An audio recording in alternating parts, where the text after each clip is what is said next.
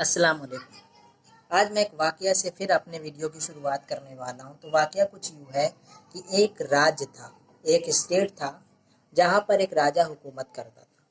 वहाँ पर ये मामला था कि कुछ चोर थे जो रोज़ाना बहुत ज़बरदस्त तरीके से उस स्टेट में चोरी करते थे, वो राज्य में चोरी करते थे।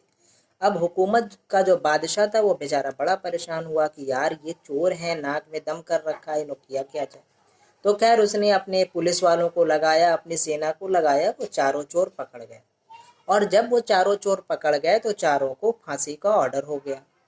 अब तीन को तो फांसी पे लटका दिया गया। जो चौथा चोर था उसने ये कहा कि राजा साहब से जाकर के कहिए कि जो मेरी आखिरी ख्वाहिश है वो ये है कि मेरे पास एक राज है और मैं वो राज बता करके दुनिया से रुखसत होना चाहता हूँ। और अगर आपने राजा साहब को नहीं बताया, सिपह सालार से कहा उसने, जो उस वक्त उसको फांसी दे रहा था, उससे कहा कि अगर आप जो है नहीं बताते हैं तो यकीन माने कि ये आपके स्टेट का, आपके राजा का बहुत बड़ा लॉस होगा।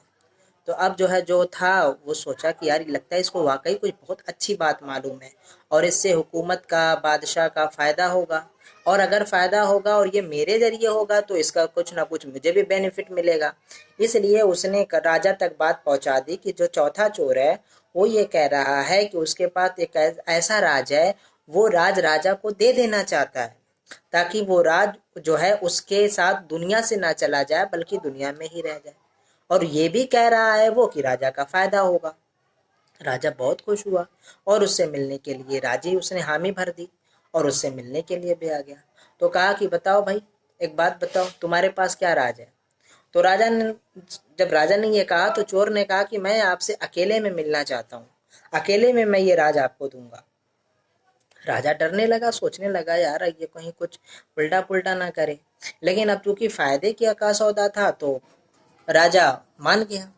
उसकी तलाशी वलाशी ली गई और उसके बाद जो है राजा को एक कमरे में चोर के साथ भेज दिया गया। चोर ने कहा कि राजा साहब, आपके स्टेट में एक ऐसी जगह जमीन है, अगर उस जमीन में एक ऐसा शख्स जो जिसने कभी चोरी ना की हो वो बीज बोए तो बीज की बज कुछ भी बीज बोएगा उससे उगेगा पैसा, उससे में जो होगा वो पैसा उगेगा जो आपके स्टेट में चलता है। राजा तो बड़ा खुश हुआ।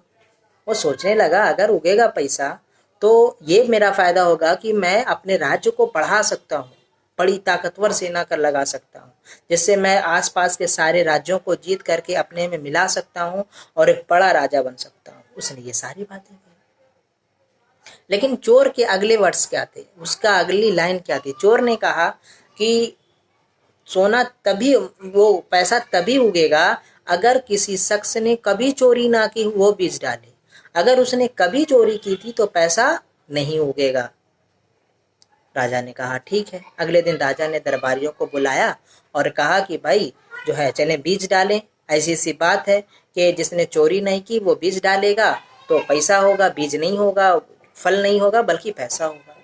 अब आगे कौन है, क्योंकि सबके जहन में ये चल रहा था कि यार मैंने तो फला टाइम चोरी की थी, मैंने तो फला टाइम चोरी की थी, ऐसे जो है।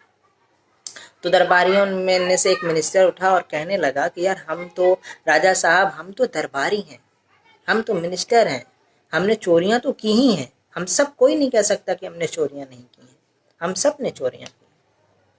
तो हम में से कोई बीज नहीं डाल सकता, क्योंकि सबको खौफ था कि अगर पैसा नहीं हुआ तो फिर हम तो पकड़ जाएंगे। और उसने मान भी लिया कि हम सब चोर हैं तो पैसा तो होने का सवाल ही नहीं पैदा होता, क्योंकि चोर डालेगा तो पैसा नहीं होगा, शर्त के मुताबिक, चोर के कहने के मुताबिक। अब पूरे राज्य में ऐलान हुआ, 10-15 दिन का इंतजार किया गया कि कोई आ जाए, कोई नहीं आया। उसके पूरे राज्य में कोई नहीं आया। आखिर उस चोर ने कहा कि राजा साहब जो है दरबारी भी नहीं डाल रहे, जनता भी नहीं डाल रही, तो क्यों नहीं आप ही बीज जो है डाल देते। राजा साहब ने कहा कि मैंने जब मैं छोटा था तो मैंने एक बार लड्डू निकाल के खा लिया था चोरी से। अब चोर को मौका मिल गया। चोर कहने लगा, ए राजा साहब, आप चोर, आपके मिनिस्टर चोर, आपकी जनता चोर, तो फांसी सिर्फ मुझे ही क्यों। फंसा दिया उसने राजा को।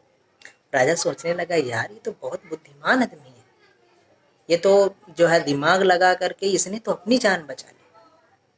तो खैर ये है, ये जो है वाकया था।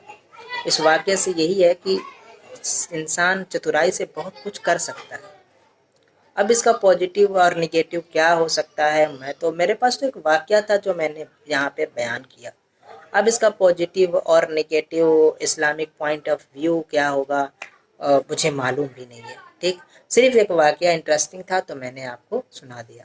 मिलते हैं नेक्स्ट वीडियो में किसी न्यू वाकये के साथ, किसी मोटिवेशनल लाइन के साथ, किसी मोटिवेशनल स्पीच के साथ, कोई नज़म के साथ, कोई हमद के साथ, किसी के साथ भी मिल सकते हैं। तब तक के लिए अपना ख्याल रखें। आप मेरे लिए दुआ करें, मैं आप लोगों के लिए दुआ करूँ कि अल्लाह ताला हम सबको खुश रखे, हम लोगों की जायज़ तमन्नाओं को पूरा करे। आमीन। अस्सलाम वालेकुम।